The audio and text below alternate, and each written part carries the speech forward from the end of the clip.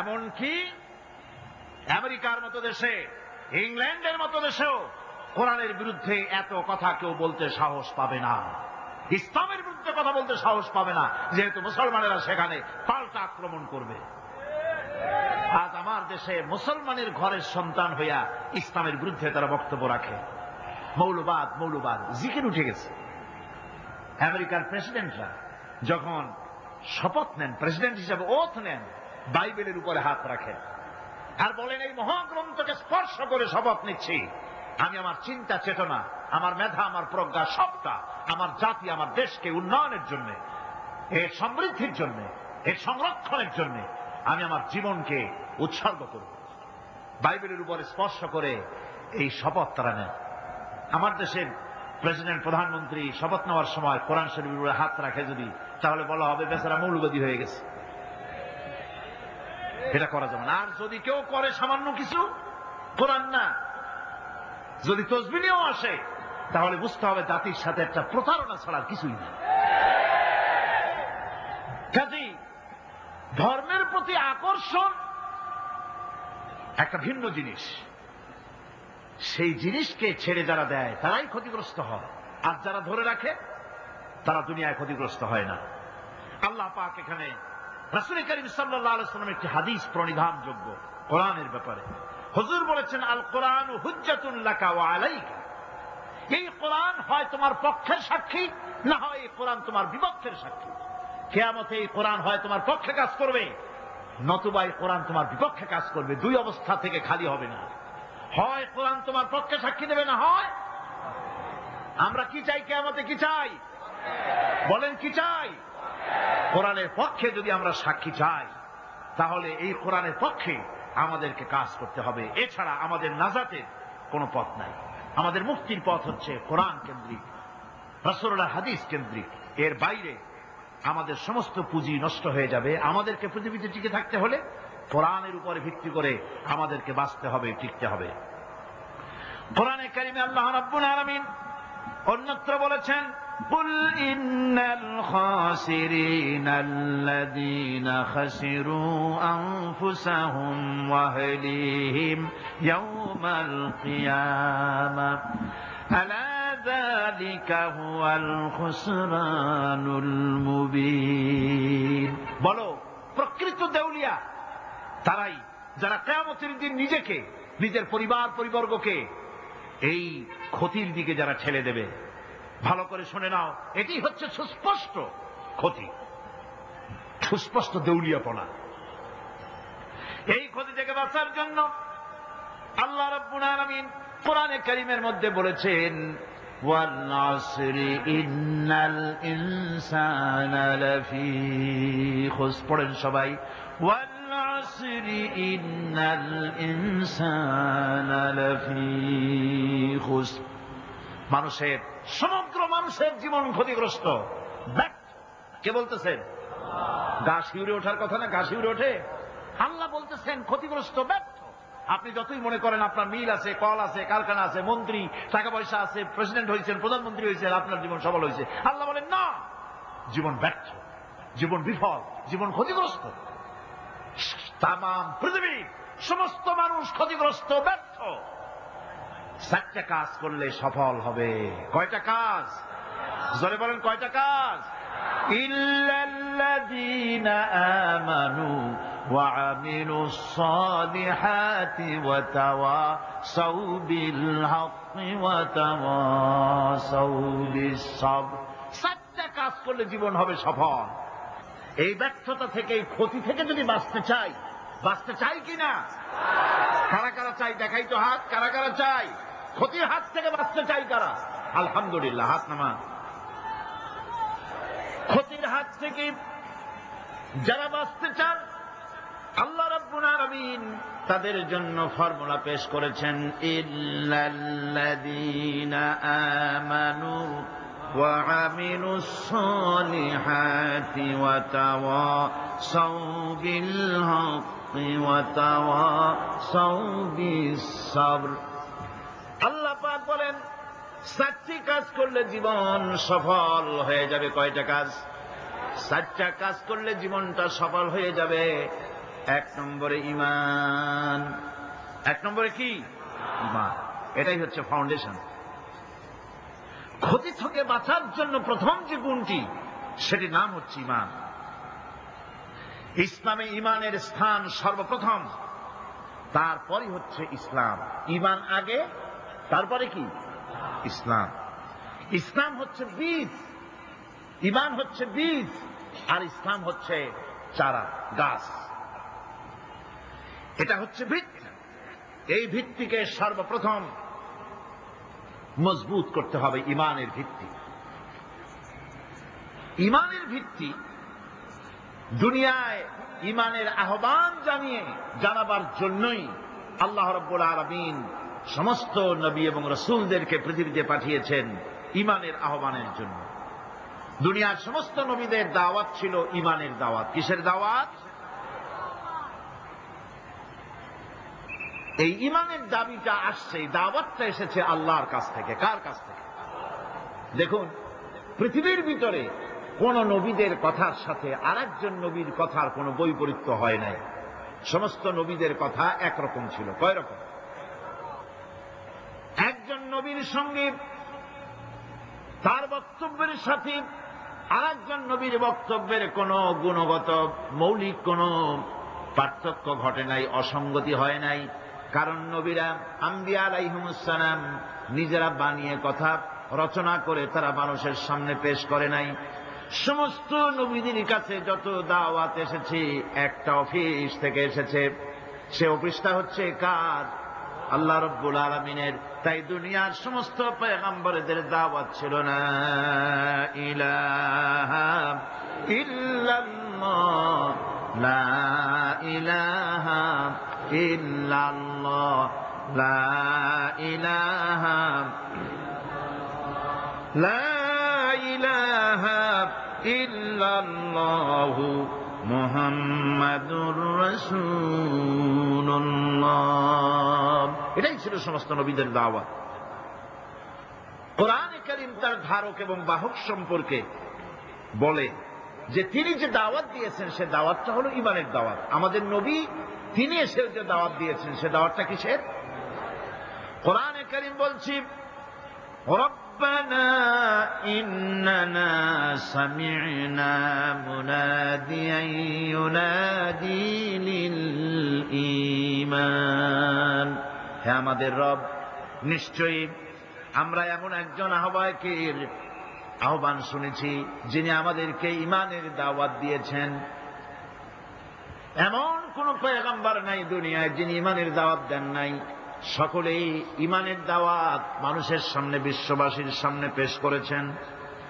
কোরআনে হাকিম স্পষ্ট একটা সীমারেখা দুনিয়ার মানুষের সামনে পেশ করে পৃথিবীর মানুষগুলিকে দুটি শ্রেণীতে বিভক্ত করে দিয়েছে। একটি হচ্ছে ঈমান পোষণকারী, আরেকটি হচ্ছে অবিশ্বাসী। একটা ঈমান পোষণকারী আর একটা অবিশ্বাসী। ঈমান পোষণকারীরা সত্যশ্রয়ী, তারা হচ্ছে জ্ঞান এবং নূরের সম্পদে সমৃদ্ধ। আর দ্বিতীয় দলটি হচ্ছে কাফের, জালিম, মূর্খ। তারা হেদায়েতের রাস্তা তাদের জন্য অবরুদ্ধ। কোরআনে কারীম এই দুইটি দল সম্পর্কে উল্লেখ করতেছেন, মাসালুল ফারিকাইনি কাল আ'মা ওয়াল আসাম্মি ওয়াল বাসীরি ওয়াস সামিঈ হাল ইয়াস্তাবিয়ানি মাসালান আফালা। কোরআন শরীফ বলছে, হাল يستويان مثلا أفلا تذكرون। দুইটি শ্রেণীতে আল্লাহ পাক ভাগ করে দিয়েছেন। একটা শ্রেণী হচ্ছে অন্ধ, বোবা, বধির। আরেকটি যারা শুনতে পায়, চোখে দেখতে পায়।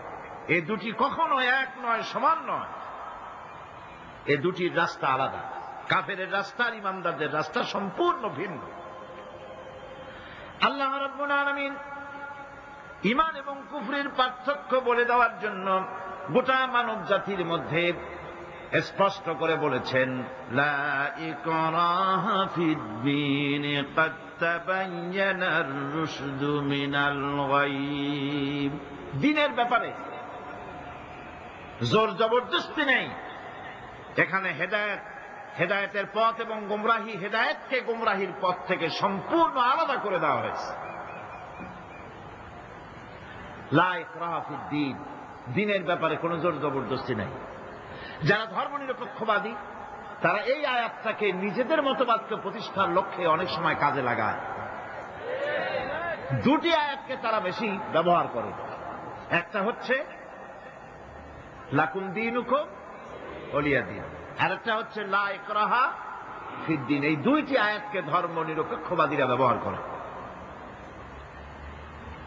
এই দুটির কোনটি তাদের আদর্শকে বোঝাবার লক্ষ্যে ব্যবহারের কোনো সুযোগ নাই। লা ইকরাহা ফিদ-দীন, ধর্মের ব্যাপারে কোনো বাড়াবাড়ি নাই, জোর জবরদস্তি নাই। এ কথা বলা হয়েছে এই কারণে যে কোন বিধর্মীকে, অমুসলিমকে ভয় দেখিয়ে, লোভ দেখিয়ে অথবা কোন ক্রমে কোন প্রকার চাপ সৃষ্টি করে তাকে মুসলমান বানানো যাবে না। এমনকি সূরা তওবার মধ্যে এসেছে, যুদ্ধ চলাকালীন সময়, জিহাদ চলাকালীন সময় কোন অমুসলিম যদি ইসলাম জানার জন্য তোমাদের তাঁবুতে আসে, তাহলে তুমি তাকে ইসলাম বুঝাও। ইসলাম শোনার পরে যদি মেনে নেয় ভালো কথা, আর যদি না মানে তাকে তার তাঁবু পর্যন্ত ফিরে যেতে দাও। মাঝপথে তাকে আক্রমণ করা যাবে না। ধর্মের ব্যাপারে কোনো বাড়াবাড়ি নাই। লা ইকরাহা ফিদ-দীন, এর দ্বারা ধর্মনিরপেক্ষতার কোনো কথা বোঝানো হয়নি। আর লাকুম দীনুকুম ওয়ালিয়া দীন, এটা ছিল কাফেরদের সেই বক্তব্যের প্রেক্ষিতে যেখানে কাফেররা বলেছিল মুহাম্মদ সাল্লাল্লাহু আলাইহি ওয়াসাল্লাম, আসুন আমরা এক কাজ করি, সেটা হলো ধর্ম নিয়ে আমাদের মধ্যে যে বাকবিতণ্ডা হচ্ছে, আমরা ধর্মকে 50-50 ভাগ করে দিই। কিছুদিন আমরা গিয়া আপনার আল্লাহরে সেজদা দেই, আর কিছুদিন আপনারা আমাদের মূর্তিগুলিকে প্রণাম করুন। এই প্রস্তাব যখন রাখল, আল্লাহ রাব্বুল আলামিন সূরা কাফিরুন অবতীর্ণ করে দিলেন, কুল ইয়া আইয়ুহাল কাফিরুন লা আ'বুদু মা তা'বুদুন। হে কাফেরেরা, হে অবিশ্বাসীরা, নবী আপনি বলুন, হে অবিশ্বাসীরা, তোমরা যার ইবাদত করো আমরা তার ইবাদত করি না, আবার আমরা যার ইবাদত করি তোমরাও তার ইবাদত করো না। সুতরাং লাকুম দীনুকুম ওয়ালিয়া দীন, সুতরাং তোমাদের দিন তোমাদের জন্য, আমাদের দিন আমাদের জন্য। এখানে নিরপেক্ষতার কথা বলা হয় না, এখানে পক্ষের কথা বলা হয়েছে। কিসের পক্ষ? ধর্মের পক্ষ। কিসের পক্ষ? হিন্দু, খ্রিস্টান, বৌদ্ধ, তোমরা তোমাদের ধর্মের পক্ষে থাকো। মুসলমান, তোমরা তোমাদের ধর্মের পক্ষে থাকো। ধর্মের ব্যাপারে নিরপেক্ষ হওয়ার কোন সুযোগ নাই। আছে নাকি সুযোগ? আমি পার্লামেন্টে বলেছি এই কথা, যে একটা ধর্মের উপরে বিশ্বাস করে নিজেকে একটা ধর্মের পক্ষের ব্যক্তি হিসাবে ঘোষণা করে কেউ বলছে, দাবি করছে আমি হিন্দু, কেউ বলছে আমি বৌদ্ধ, কেউ বলছে আমি খ্রিস্টান, কেউ বলছে আমি মুসলমান। নিজেকে একটা ধর্মের বিশ্বাসী ঘোষণা করার পর আমি ধর্মনিরপেক্ষ, এই কথাটা মিথ্যা, বানোয়াট, জালিয়াতি, প্রতারণা, মুনাফিক। কোন ধর্মের অনুসারী ব্যক্তি ধর্মনিরপেক্ষ হতে পারে না। কেবলমাত্র নাস্তিক, যারা আল্লাহরে মানে না, আল্লাহকে স্বীকার করে না, ওরা বলতে পারে আমরা ধর্মনিরপেক্ষ, ধর্মের ব্যাপারে আমরা নিরপেক্ষ, গুলো মানি না, বিশ্বাস করি না। কিন্তু যারা ধর্মে মানে, যে ধর্মেরই হোক না কেন, সে ব্যক্তি ধর্মনিরপেক্ষ যদি দাবি করে, এটা মিথ্যে কথা, এটা মুনাফিকি ছাড়া কিছু হতে পারে না। মুসলমানকে, যে কোনো জাতিকে যে ধর্মে আছে ধর্মের পক্ষে থাকায় কথাই বলা হয়েছে। এখন আমি বলতেছিলাম ইমানের কথা। ইমান আগে আনতে হবে। ইমান সম্পর্কে আল্লাহ রাব্বুল আলামিন বলতেছেন, ইমান হলো আগে, তারপরে ইসলাম। আবার ইমান আনার আগে আবার কুফরি একটা শব্দ আছে, সেটা হলো ফামান ইয়াকফুর বিত্তাগুতি ওয়া ইউমিন বিল্লাহি ফাকাদ ইসতামসাকা বিল উরওয়াতিল উসকা লা ইনফিসামা লাহা ওয়াল্লাহু সামিউন আলীম। ফামান ইয়াকফুর বিত্তাগুত, যে ব্যক্তি তাগুতকে অস্বীকার করেছে, সর্বপ্রথম তাগুতকে অস্বীকার করতে হবে। ওয়া ইউমিন বিল্লাহ, আর এরপরে আল্লাহর উপরে যে ঈমান আনলো, ফাকাদ ইসতামসাকা বিল উরওয়াতিল উসকা, সেমন এক শক্ত অবলম্বন ধারণ করলো যা তাকে কোনো কিছুই বিচ্ছিন্ন করবে না, ধ্বংস করে দেবে না। সুবহানাল্লাহ। এখন সত্যিকারের ঈমানদারের পরিচয়টা কি?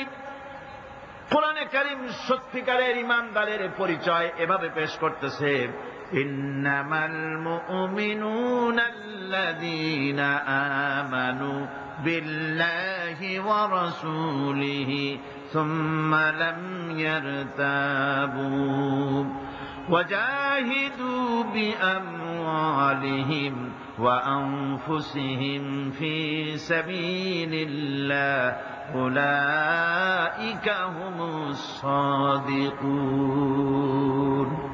ঈমানের দাবিতে সত্যবাদী কারা?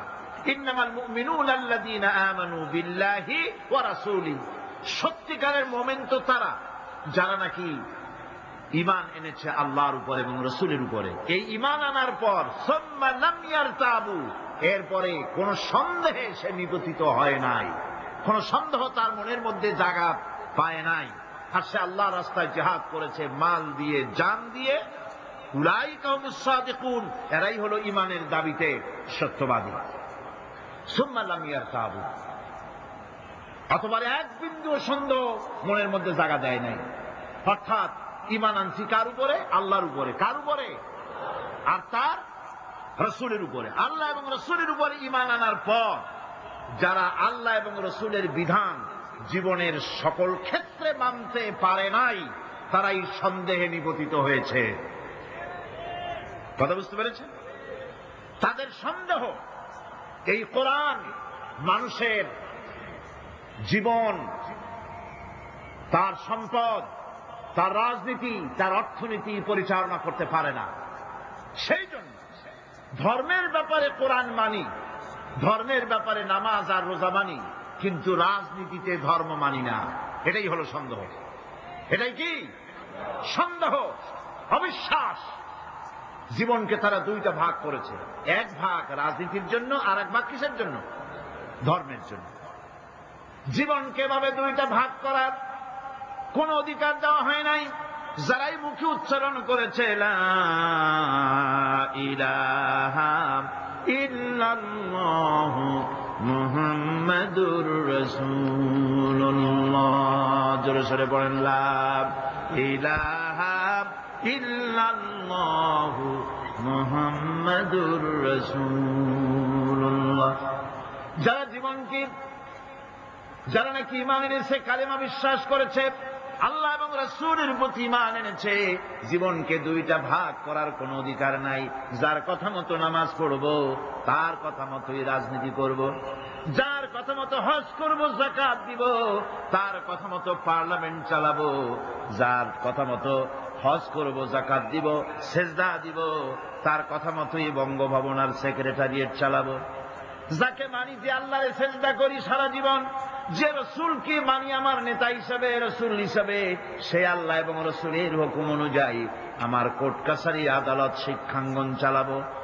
এটা যদি চালাই তবে আমি মুমিন, আর যদি না চালাই, সন্দেহে যদি নিপতিত হয়ে যায় যে কোরআন থাকবে মসজিদে, আমার পার্লামেন্টে কোরআন ঢুকতে পারবে না। কোরআন পার্লামেন্ট শুরু হওয়ার সময় একবার তেলাওয়াত হবে, কিন্তু তা আমল করা হবে না। অনুষ্ঠানগুলি শুরু হবে কোরআন দিয়ে, কিন্তু তা আমল করা হবে না। কোরআন তেলাওয়াত করে ব্যবসা প্রতিষ্ঠান উদ্বোধন করা হচ্ছে, কিন্তু সুদের টাকা দিয়ে ব্যবসা প্রতিষ্ঠান বানানো হলো। বিবাহ পড়ানো হচ্ছে কোরআনের আয়াত দিয়ে, কিন্তু যৌতুক গ্রহণ করা হারাম, সেই যৌতুক দিয়ে বিয়ে উদ্বোধন করা হলো। এমনি সকল ক্ষেত্রে নাফরমানি করে যে ঈমানের দাবি করলো, এই ঈমান ঈমান নয়, এর নাম মুনাফিকি। এখন এই কথাটা মনে রাখতে হবে যে ঈমান এমন এক বিষয় যা আবার মৌখিক দাবি করলেই হয় না। কেউ যদি পড়ে লা ইলাহা ইল্লাল্লাহ, মুসলমান কি হয়ে গেল? বলেন আপনি, ফতোয়া দেন হয়ে গেল? খেরাত নে গর কে ভি দিয়া লা ইলাহা ইল্লাল্লাহ তো ক্যা হাসিল, দিলো নিগাহ মুসলমান নেহি তো কুছ ভি নেহি। খেরাত নে গর কে ভি দিয়া লা ইলাহা ইল্লাল্লাহ, মুখে আসলো আর স্বতঃস্ফূর্তভাবে বলে ফেললো লা ইলাহা ইল্লাল্লাহ, তো ক্যা হাসিল, এতে কিছু এর দ্বারা কোনো উপকার হলো না। দিলো নিগাহ মুসলমান নেহি তো কুছ ভি নেহি, অর্থাৎ তার মন, তার মস্তিষ্ক লা ইলাহাকে বিশ্বাস করলো না, আমল করলো না, এই কালেমা পড়ার কোনো দাম নাই। এবার আল্লাহর ভাষায় শুনুন, আল্লাহ রাব্বুল আলামিন বলেন وَمِنَ النَّاسِ مَن يَقُولُ آمَنَّا بِاللَّهِ وَبِالْيَوْمِ الْآخِرِ وَمَا هُمْ بِمُؤْمِنِينَ। আল্লাহ রাব্বুল আলামিন বলছেন, লোকেদের মধ্যে এমন অনেক লোক আছে যারা মুখে বলে আল্লাহর উপর ঈমান এনেছি, পরকালকে বিশ্বাস করেছি। আল্লাহ বলেন ওমা হুম বিমুমিনিন, এরা মুমিন না। আল্লাহ কি বলছেন খুব লক্ষ্য করেন। একদিকে মুসলমান হইতে হলে বিশ্বাস করতে হবে কি আল্লাহর পরকাল, রাসূলের উপর ঈমান এগুলি করতে হবে। একটা লোক ঘোষণা করলো যে আমি আল্লাহ এবং পরকালকে বিশ্বাস করি, এরপরে আল্লাহ পাক বলছেন ওমা হুম বিমুমিনিন, এরা মুমিন না। কারণ এই কথাগুলি তার মুখের, মনের কথা না। সে ব্যক্তি, এরকম ব্যক্তি এ মাহফিলও থাকতে পারে, যদি থাকে আল্লাহ রাব্বুল আলামিন তাকে হেদায়েত নসিব করে দিন, আমরা বলি আমিন। সে লোকটিকে আমি আলোচনা করলে আপনি নিজেই বুঝতে পারবেন, যা ভুল তার কাছে ধরা পড়বে। আয়নার সামনে দাঁড়ালে পরে আয়না সব বলে দেয়, ঠিক কি না?